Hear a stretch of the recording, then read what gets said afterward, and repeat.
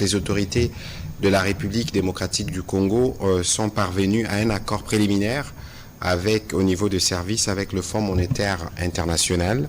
Et cet accord, ce nouveau programme sera axé sur la lutte contre le changement climatique, soutenu par la Facilité pour la résilience et la durabilité. Le programme soutenu par la Facilité élargie des crédits vise à favoriser une croissance forte et inclusive, accélérer la diversification de l'économie, stimuler la création d'emplois, améliorer les niveaux de vie, renforcer la gouvernance, la transparence. Mais la particularité pour l'accord qui est le double accord qui a été obtenu aujourd'hui, c'est que d'une part, nous aurons un appui qui va concerner tout ce que nous avons comme initiative dans les secteurs climatiques. Ce sera à peu près 1,1 milliard de dollars. Et de l'autre côté, nous aurons un appui dans le cadre de la facilité élargie des crédits, donc un nouveau programme triennal d'à peu près 1,7 milliard. La particularité cette fois-ci, souvent lorsque nous recevons ces appuis, c'est de l'argent qui va à la Banque centrale pour renforcer les réserves d'échange, mais l'équipe gouvernementale qui a négocié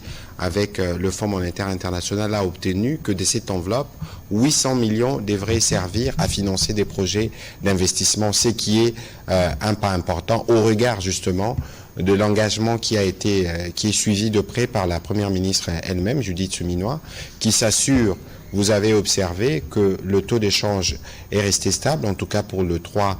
derniers mois. Il y a un pacte de stabilité qui est suivi et toutes les politiques monétaires qui sont suivies à la loupe pour nous assurer que nous avons non seulement réussi à contenir la vague d'inflation, mais que nous prenons des mesures pour que cette inflation puisse davantage